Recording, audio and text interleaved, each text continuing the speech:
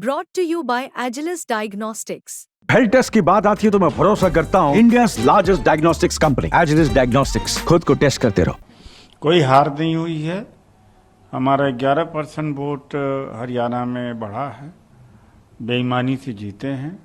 जम्मू कश्मीर में धारा 370 हटाने के बाद कहा था कि बड़ा विकास करेंगे, इन्वेस्टमेंट होगा और कारोबार बढ़ेगा, अमन चैन होगा। वहाँ भी हारे हैं और बेईमानी से जीते हैं। हरियाणा में 19 सीटों में ईवीएम मैनिपुलेशन हुआ है। ईवीएम से चुनाव नहीं होना चाहिए। हताशा तो इनका है कि अर्बन नक्सल का मतलब क्या है। अर्बन नक्सल का तो फिर पकड़े उनको, नक्सलियों को तो मारा जाता है और पकड़ा जाता है, तो आप धरो पकड़ो उनको। कहाँ है तो आप निकम्मे हैं, आपकी इंटेलिजेंस निकम्मी है, आपकी पुलिसिंग सिस्टम बेकार है। अर्बन नक्सल कहाँ है, उनके खिलाफ कार्रवाई करिए। कौन कौन है भाई? तो ये बिल्कुल बेबुनियाद बात करते हैं। बेरोजगारी भयंकर है, महंगाई भयंकर है, उस पर ध्यान लोगों का न जाए, इसलिए ऐसी हरकतें करते रहते हैं। सर, बाबा सिद्दीकी क्राइम ब्रांच के डीसीपी दत्ता नलवड़े कहते हैं कि बाबा सिद्दीकी को कैटेगराइज सुरक्षा नहीं मिली थी, लेकिन उन्हें मुंबई पुलिस की ओर से 3 सुरक्षाकर्मी प्रदान किए गए थे। घटना के समय हमारे सुरक्षाकर्मी में से एक उनके साथ था। हम इस मामले की सभी कोणों से जांच कर रहे हैं, जिसमें सलमान खान और लॉरेंस बिश्नोई के कोण भी शामिल हैं। अरे ये तो मतलब है कि फिल्मी कहानी जैसा मिक्सअप करना। ये मीडिया अपना घालमेल करती है सही जगह पर न पहुंचने के लिए। ये आकलन के हिसाब से अपनी खबर को चुटकुला मसाला बनाने का क्या इसमें सलमान खान से तो लेना देना। बात है कि असफल है वहाँ की पुलिस, और जब पहले इंटेलिजेंस इनपुट मिल गया था तो प्रोटेक्ट नहीं कर पाए। वहाँ के होम मिनिस्टर फडणवीस जी हैं, बीजेपी के हैं, वो जिम्मेदार हैं। और यही नहीं, बहुत दिनों से जेलों में हत्याएं हो रही हैं और इंटरनेशनल गैंग चल रहे हैं। पहले तो पाकिस्तान तक ही सीमित था, मैं मान लेता हूँ, अब कनाडा, अमेरिका, ऑस्ट्रेलिया तक। तो होम मिनिस्टर इस देश की क्या कर रहे हैं कि जेलों से लोग बैठ करके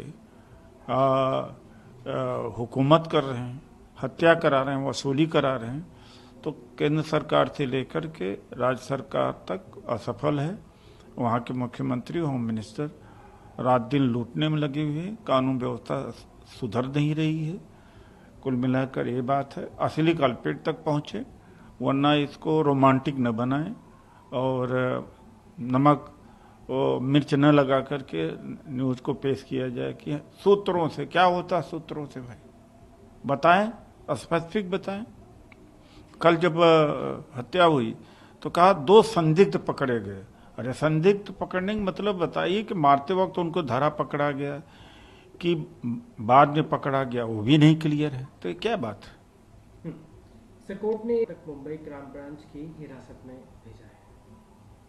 हिरासत में भेजने से काम नहीं चलेगा, त्वरित कार्रवाई करना चाहिए और फास्ट ट्रैक कोर्ट के द्वारा कार्रवाई होनी चाहिए।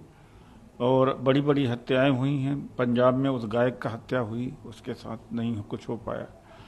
तो ये तो प्रक्रिया है, वो तो करना ही पड़ेगा। प्रक्रिया नहीं, रिजल्ट चाहिए। लगातार महाराष्ट्र व्यवस्था है, उसके ऊपर सवाल उठ रहे हैं। जो विधानसभा में विपक्ष के नेता है, उनका भी कहना है कि सरकार नीतियों पर भरोसा नहीं किया जा सकता। राज्य में कानून व्यवस्था चरमरा गई है। राज्य के गृह मंत्री को जिम्मेदार ठहराया जाना चाहिए। इस कृत्य के पीछे की साजिश का खुलासा उचित जांच के बाद ही होगा, लेकिन इसमें समय लगेगा। अब समय लगेगा तो तब तक ठंडा हो जाएगा, मामला भूल जाते हैं। अक्सर ऐसा होता है। लेकिन सवाल इस बात का कि होम मिनिस्टर की जवाबदेही बनती है।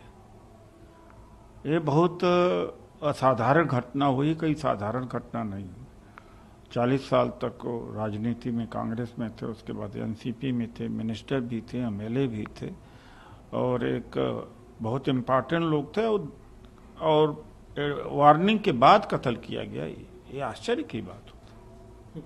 सर, लगातार इस पर उद्धव ठाकरे ने आज कहा है कि शिवसेना प्रमुख उद्धव ठाकरे ने कहा है पहले महायुति अपने मुख्यमंत्री का चेहरा घोषित करें, फिर हम आपको बताएंगे कि हमारा मुख्यमंत्री चेहरा कौन होगा।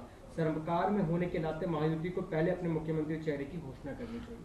बिल्कुल सही बात है। तो उनके जवाब उद्धव ठाकरे जी ने मांगा है, सवाल किया है, जवाब का इंतजार हम सब लोग करते हैं। सर आखिरी सवाल, जम्मू कश्मीर पार्टी के संयोजक अरविंद केजरीवाल थे, उन्होंने कहा कि दिल्ली की तरह जम्मू और कश्मीर को भी एक आधे राज्य के रूप में बना दिया गया है, सारी शक्ति उपराज्यपाल को दे दी गई है। मैं उमर अब्दुल्ला से कहना चाहूंगा कि अगर आपको काम करने में कोई परेशानी हो तो मुझसे पूछें, मुझे दिल्ली चलाना आता है, क्योंकि आपने उमर अब्दुल्ला की सरकार का समर्थन किया है। मुझे उम्मीद है कि हमारे महराज मलिक को उमर अब्दुल्ला की सरकार में जिम्मेदारी दी जाएगी। क्या चलाना आता है? रुपया है नहीं, सड़क में गड्ढे हैं, स्कूल की व्यवस्था खराब है और मोहल्ला क्लिनिक में डॉक्टर नहीं दिख रहे हैं। पूरा दिल्ली जो है एक मतलब है कि गंदगी में तब्दील हो गई है। क्या दिल्ली चलाना आता? खुद ही कहते हैं कि हमें नहीं चलाना।